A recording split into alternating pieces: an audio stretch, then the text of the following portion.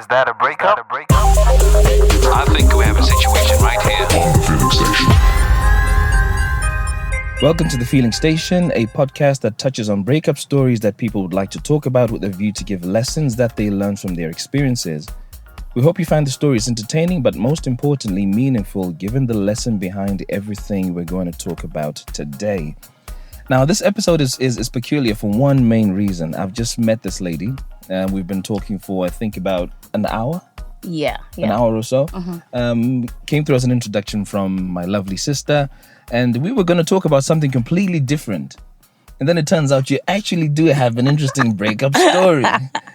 Yeah, man. You kind of fell into that trap on your own. Right? I walked into that. You walked right into it. Seriously. So I don't feel bad about it. I'm not going to apologize about it. But I need to warn you, right? On this podcast, we have very candid conversations. Yeah. So there's no boundaries. If anything feels like it's too intense, you're stuck. You're going to have to deal with it.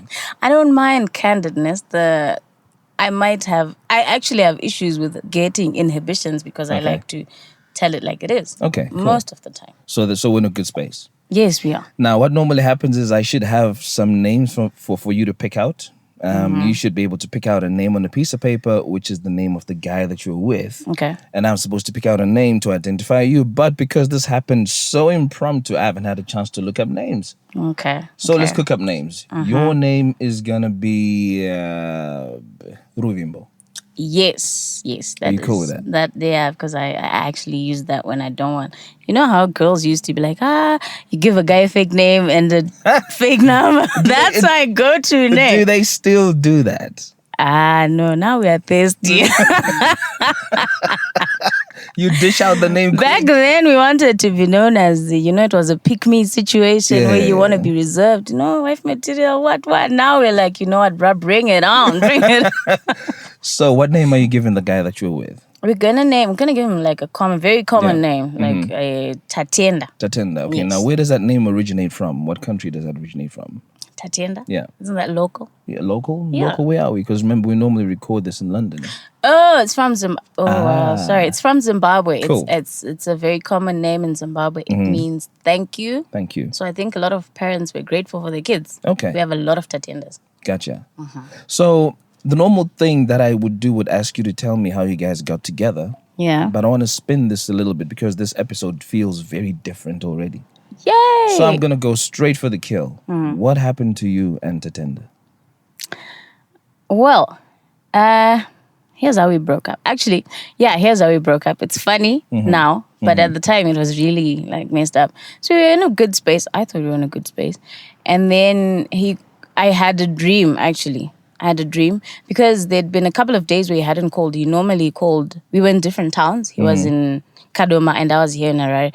And he would normally call in the morning, in the afternoon, and before he went to bed. So he had been calling for a couple of days. I was worried. I was very young. I was into this love thing. I mean, when you say young, how old are we talking here? No, not very young. I was 23, Okay. 22, 21, 22, thereabouts. And was he about the same age? Yes, we were actually the same age. I think he was a year older. Cool. And then he doesn't call. I have a weird dream. I actually dreamt about us breaking up. But I didn't know the reason why. And then he calls me in the morning, as usual. Hi, how are you doing? I'm telling him, you know what? I had this very weird dream. Please tell me everything is fine. It's like, don't worry. You're just being weird. He hangs up. Then he starts talking to me on app. He's like, you know what? I made someone pregnant. Oh, whoa. Okay. Hold up a sec. That is just throwing me off. Yeah. Way too quickly. Yeah. So at this point, I'm going to take it back to the usual format. Tell me how you guys met. Okay, so I was on attachment. This was during your uni? Yes, I was on attachment in Kadoma. We worked for the council. Okay. And we met at my cousin's daughter.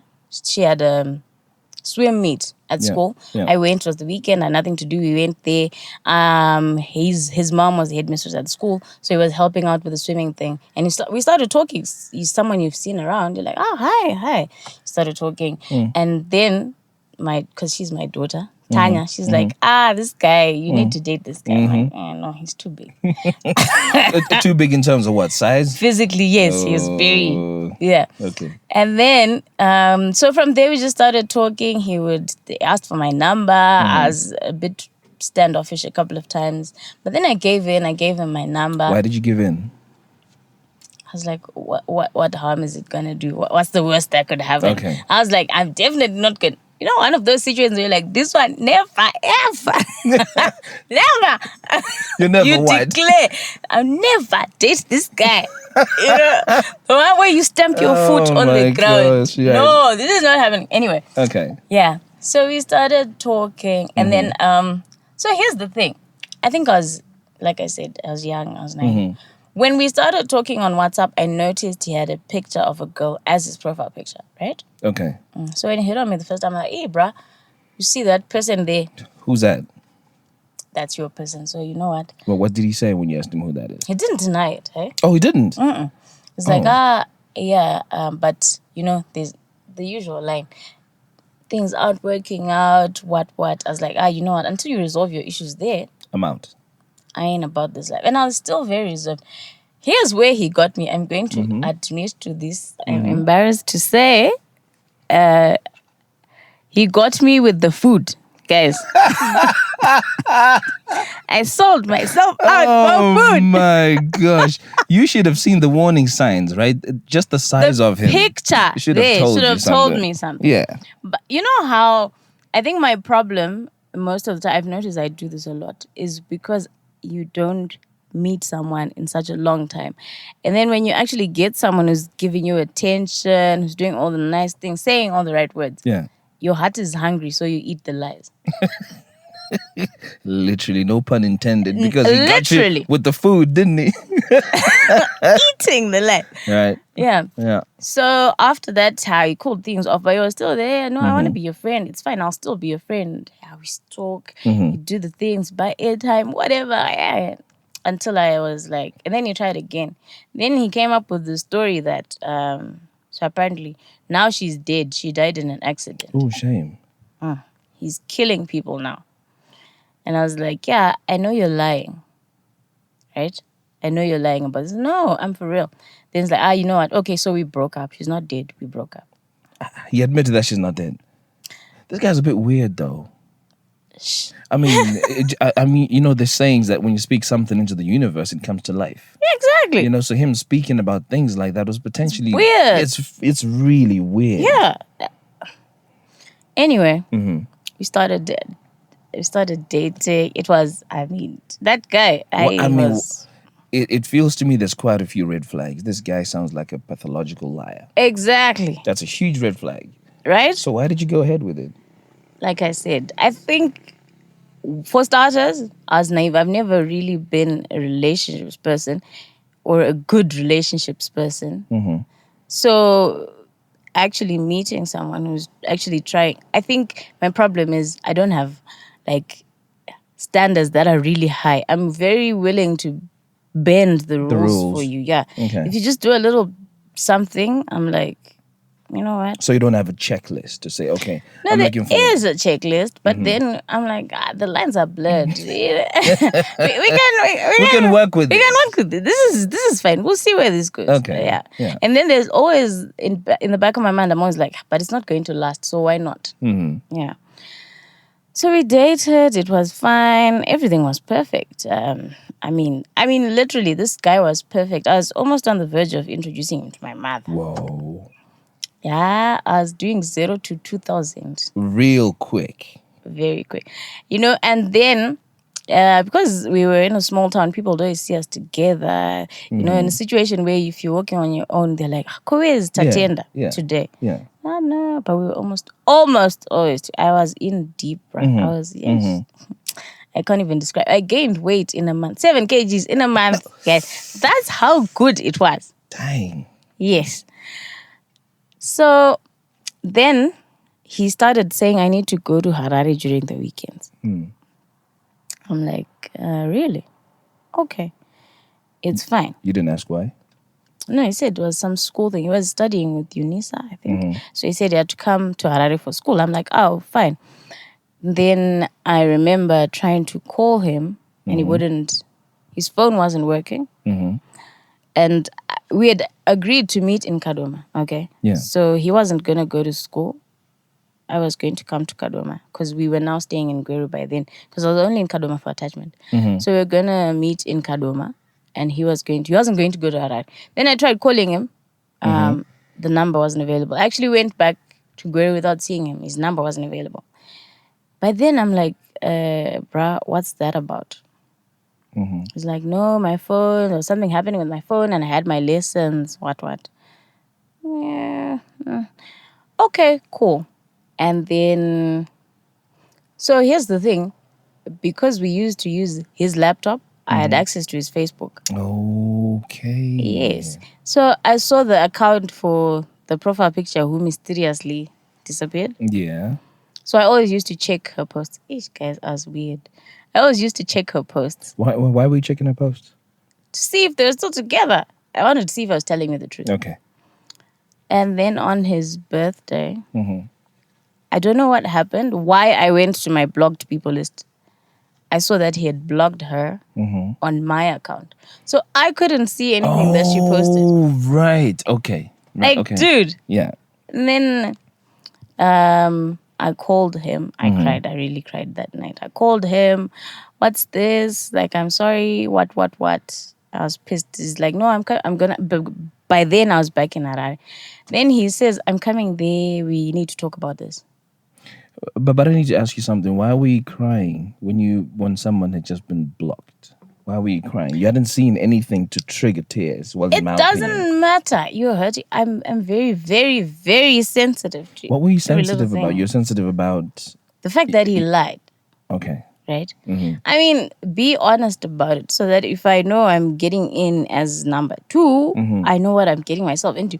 Don't then pretend. I mean, all this effort. Yeah. You actually snooped on my account. You went into my account. Yeah. You searched. Really? For this person, and then You blocked yeah. her. I think now is a good time for me to actually ask what lessons you want people who are listening to this podcast to pick up, because already I think honesty is one of the lessons you want. Honesty is key. You want people to understand. Yes, because now we're like, I mean, people really are, like I've said, hungry for attention, for love. I don't know what it is. Yeah. But honesty is always important. You know, even if I was going to agree to be number 2, just, lay it out on the table. Let me know what I'm getting myself into. So that you have the option to say, I'm cool with it, or nah, this is not for me. Exactly. And the other thing is, whatever makes you, if you had a red flag from day one, pay attention to it. Don't then say, you know what, I'll deal with this later. Yeah. Because then by the time you try to deal with it, it's going to blow up in your face. It's going to be a fire too big to quench.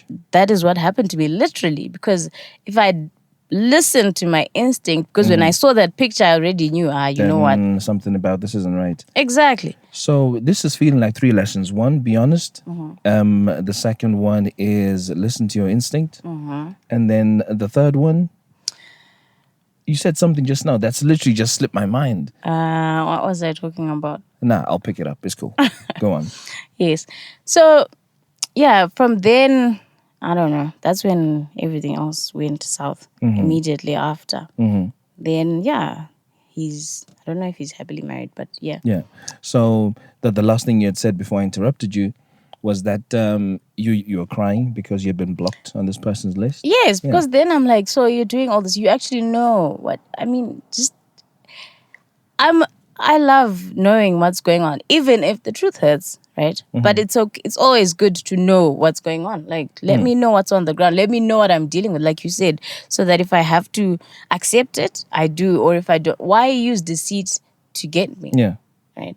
Like, and then here's the other thing. The things I was prepared to do for this guy because I cared for him so much. I think that's what hurt the most. I was prepared to sacrifice so much for you, and you are going out of your way to lie. Yeah. I probably would have done the same thing if I'd known what was going on. No, I wouldn't. But, Yeah. but my point is, I probably could have been able to do, Yeah. yeah. My point is, at the time, I was a virgin. And he kept insisting on us to have sex. And my issue wasn't that I didn't want to have sex. I just wasn't comfortable enough to have sex. And I was prepared to do it for him. Then you discover that, no, this nigga's been... So you didn't have sex with him? No, I did not, fortunately. How long were you guys together? It was a few months. Mm-hmm. I don't really remember how long. Guys are normally quite persistent to have sex. Yes, Because one, we're visual, and two, it doesn't take much to get us turned on. but it was easier for him because he had somewhere to get it. Oh, right. So he wasn't focusing on me only. So he never really pushed you for sex? No, because then here's the other thing that messed me up was, so when is he seeing her? Because I'm with you all the time. When are you making time for this person? But then I realized, no, she probably came to Kaduma. Okay, so I think we've kind of run forward a little bit. You've discovered that you've been blocked.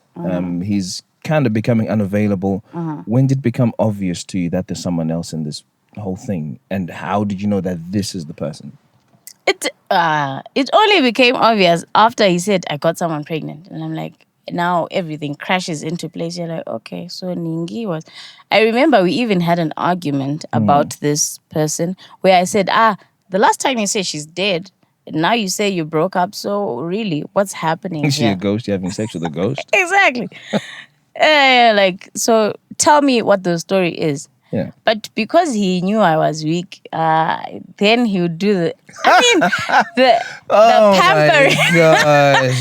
The next day, the pampering is on some level. So you're like literally bribed into forgetting that you're pissed off. So your weakness was for being treated like a queen? Yes. I Okay. think that is still my weakness now. Right.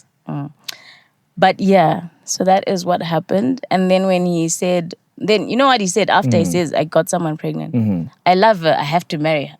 I'm like, so what was all this? How did that make you feel? Right?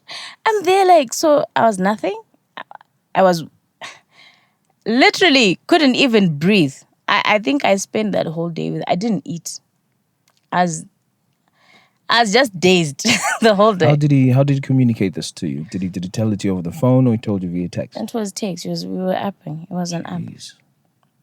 Was it better that you were reading it instead of hearing him say it to you? I think it would have been. Yes, I think that was definitely better than calling me to say that. Then, yeah, it was better that it was via text because then you just, wow. I mean, imagine getting a call to tell you that, no, you know what, bruh, I'm in love with someone else. Well, I was just waiting. I don't know, whatever it was that was going through his mind. But yeah.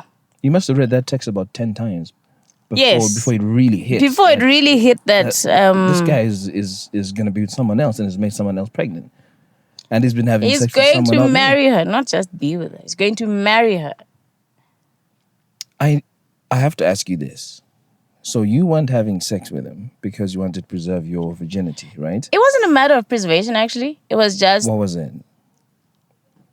I guess he didn't give off the right vibe for me to, So that inner voice in you just kind of made you feel like, maybe let me hold out. back He's not the right. Yeah. So when you found out that he made somebody else pregnant, did you say, dang, I should have given it to him? Yes, You did. I did. Weirdly. Yeah. For a little bit, I thought if I had done this, then I wouldn't be here because I would be the one pregnant. Yeah. Which is stupid. Really stupid.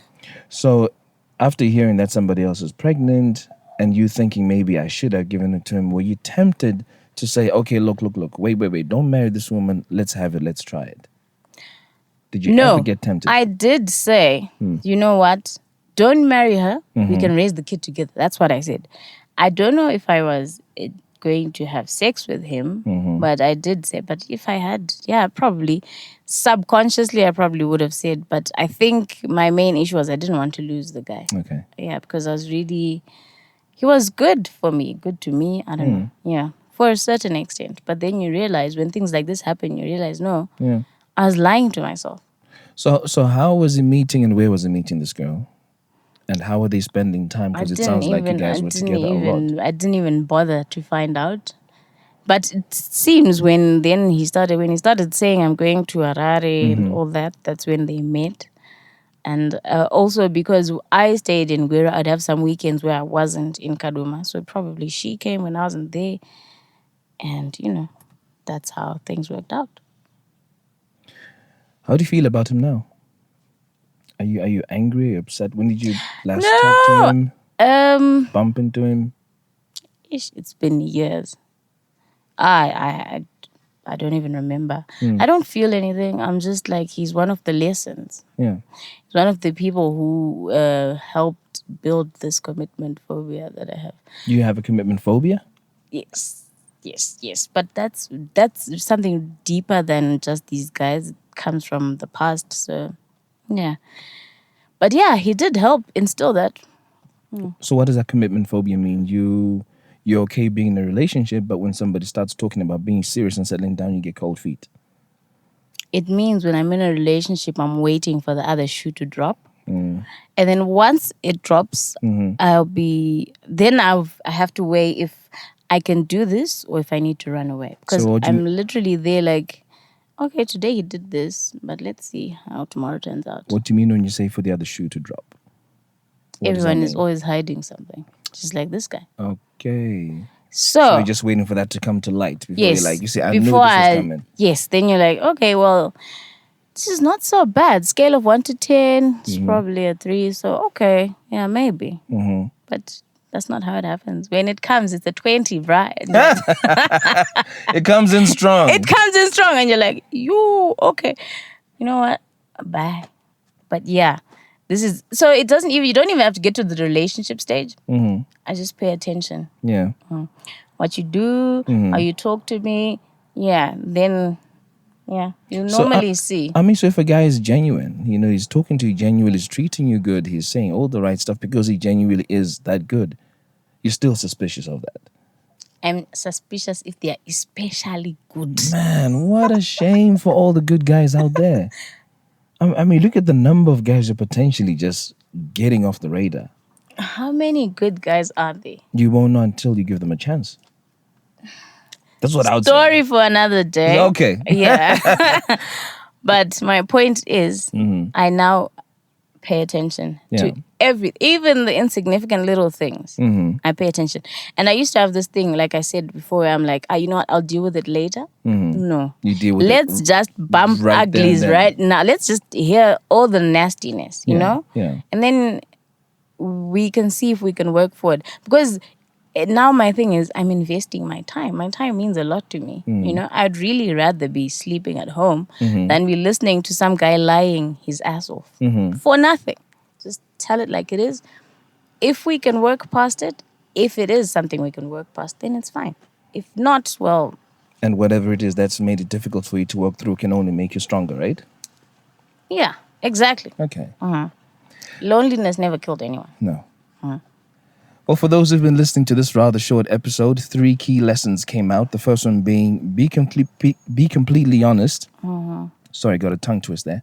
Whenever you get the chance to, look out for the red flags. Yes. And last of all, always listen to that little voice that tells you something from the get-go, because half the time it's never wrong. Right. You've been listening to the podcast, The Feeling Station. I am your host, Tinto, and we look forward to seeing you in the next episode. Peace. Tell me what you're feeling. Satis on Daro Raini and Chake Tell me what you're feeling. Now that it's over. Satis on Daro Raini and Chake Let me talk about my feelings. Let me talk about my feelings, yeah. Urudoi motoru noto kujidziro amai. Kujidziro amai. Love is a fire. Urudoi motoru noto kujidziro amai.